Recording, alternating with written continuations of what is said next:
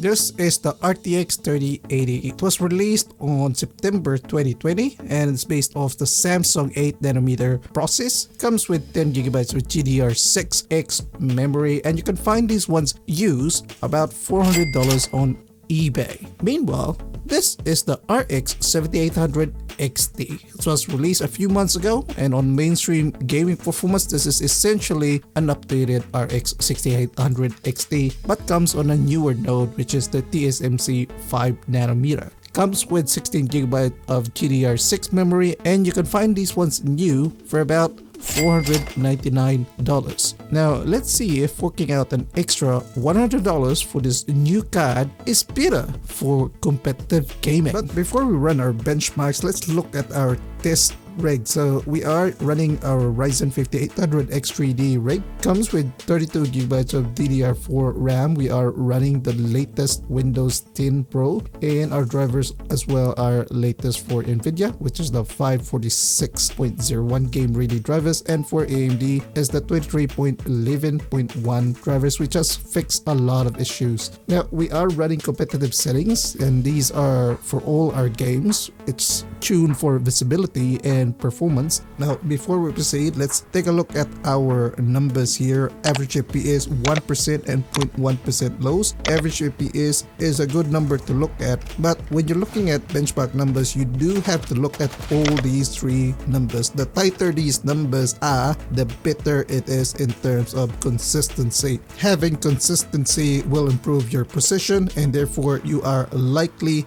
able to hit those shots. Also take a look at our frame time charts. So for frame times, this is a visual representation of stuttering in game. The more erratic this chart is, the more stutter that you're experiencing in game. Ideally, you would have a more straighter or smoother line if you want a better gaming experience. Okay, let's move on with our first game, Call of Duty Modern Warfare, and we're testing our synthetic benchmarks here with our RTX 3080 native at 1440p compared to 1440p with DLSS turned on, and you can see right here that we have gained about 27% average FPS and then maybe an additional 40% on our 1% and 0.1% low, so it would make sense to use DLSS for our RTX 3080. We also gained a little bit of efficiency here in terms of power, a little bit of power savings there.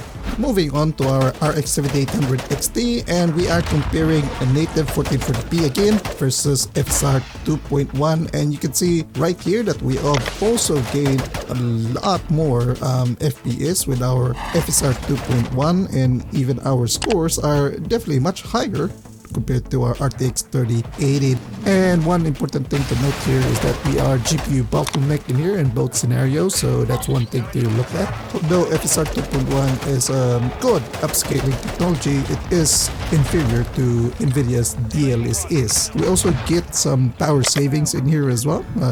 Lesser GPU power consumption on our FSR 2.1 compared to native 1440p. And here's a quick look at DLSS versus native 1440p on our RX 7800 XT, because on an ideal scenario you probably would want a native 1440p on our RX 7800 XT if you want better image quality.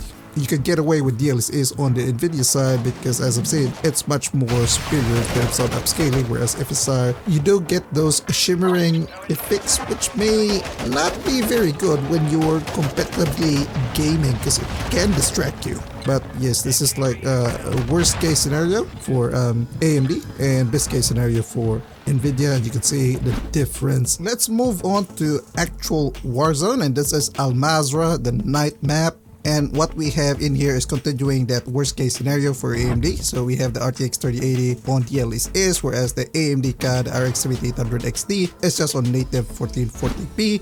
And despite that, the RX 7800 XT has about 7% more in terms of average FPS and about like 4% more in terms of 1% low. So even handicapped, the RX 7800 XT runs really well for this specific situation. In terms of GPU power, there's about 20 plus watts difference in favor of the RX 7800 XT. It's much more efficient compared to the Nvidia card. And if you want to maximize the FPS for your RX 7800 XT and you don't mind those shimmering effects with FSR FSR 2.1. Here's the best case scenario. So we've got DLSS versus FSR 2.1 on our RX 7800 XT, and you can see right here, boys, huge difference between the two cards. There's maybe about 15% more average FPS in favor of the AMD card, about 12% on terms of our 1% low. So you do get better performance on our AMD card in here.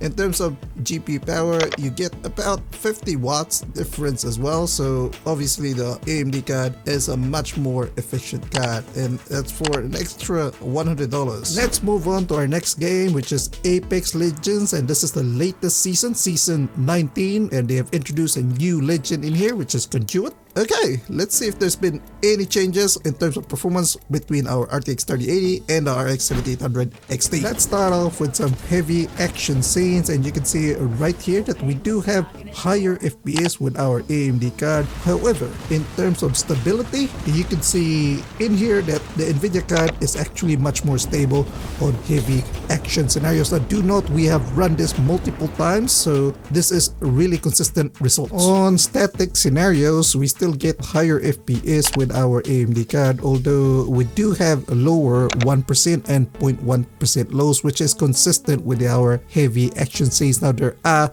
micro stutters on both cards here, which you can notice on our 0.1% lows. In terms of GPU power, there's a huge difference, about 60 plus watts difference. The AMD card is much more efficient in here with about 277 watts compared to the RTX 3080 running at about 340 watts. Let's move on to Fortnite, and our latest season of Fortnite has brought the OG Battle Royale map, and we're going back to the original map in Fortnite. So for Fortnite, this game historically favors Nvidia for DX11, and especially for performance mode. We had issues with AMD drivers on performance mode previously. DX12 usually favors AMD cards. Let's see if there's any difference this time around. Alright, let's start off with DX12, and you can see right in here that AMD is once again pushing its average FPS about maybe 10% more in terms of average FPS. 1% lows, however, go to Nvidia. And here's the kicker: AMD RX 7800 XT is actually much more stable in terms of 0.1% lows, and you can see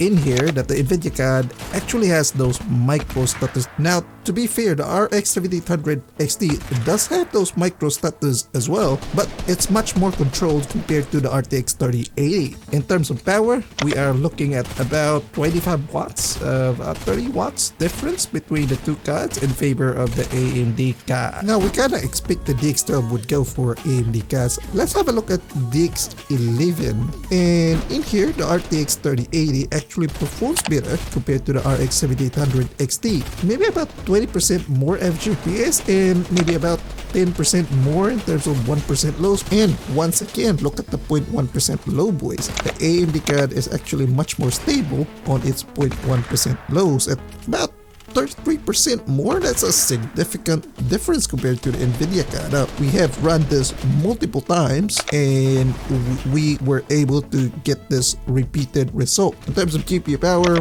the AMD card is much more efficient in here. That's about 90 plus watts in terms of difference, so sizable difference in terms of power consumption. Let's move on to performance mode, and once again in here, we are seeing that the RTX 3080 is dominating the average FPS, and maybe the 1% low is a bit negligible, but look at the 0.1% low, boys. Now, as you've seen, we have tested this multiple times, and it still favors the RX 7800 XT. Micro stutters are very obvious on our Nvidia experience this time around. 0.1% lows is very crucial when you're on those clutch moments, because as I've said, consistency is important in competitive gaming. In terms of GPU power, we are looking at 265 watts versus 170 watts, which is 100 watts difference roughly. Honestly, I'm actually impressed with how AMD's team has actually been able to move this bar forward. Performance mode used to be their weakest point in terms of competitive gaming, but it seems like they finally listened to us gamers, and they're making a difference.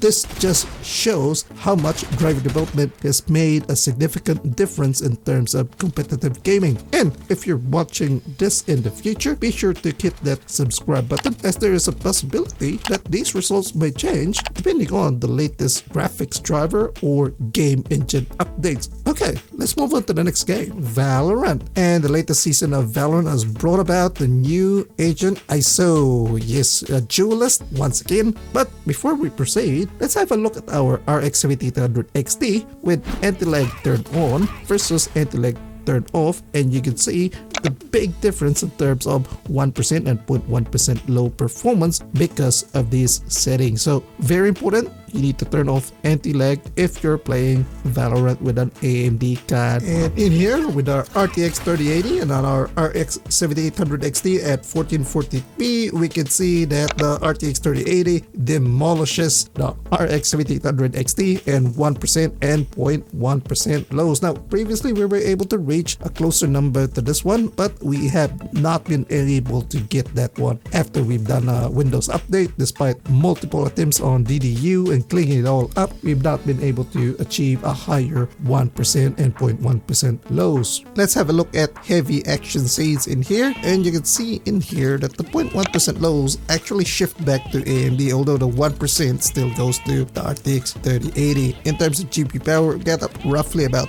30 plus watts difference. So if you're an AMD card user, be sure to submit a bug report so AMD can fix the 1% low performance for Valorant. Moving on to our next game is PUBG, and we have update 26.1. We will soon have 26.2 in a few days from now, but I don't have time to wait for that one. So let's start off with our RX 7800 XT, anti-lag turn on versus anti-lag turn off again, and once again recommended to turn off anti-lag so you would have higher 1% and 0.1% lows. Let's start off with some running shots. Now because PUBG uses Unreal Engine 4, which heavily favors Nvidia cards, we have better results in here for our running shots on average FPS, 1% and 0.1% lows. Now we are GPU bottleneck in here. Let's have a look at heavy action scenes, and once again very consistent with our running shot. We got better average FPS, 1% and 0.1% lows with our RTX 3080. I mean, it's okay for the RX 7800 XT, but in terms of raw performance, you would get better results with our RTX 3080. Although the GPU power is significant as well. You got a whopping 370 watts against 260 watts with our RX 7800 XT. AMD has definitely gained a lot of ground here, especially on games like Fortnite. But one thing to remember here is that the RX 7800 XT actually has more wiggle room if you undervolt this card. We've actually covered that in detail previously, so if you're curious about that, click this video right here, and we'll see you guys over there.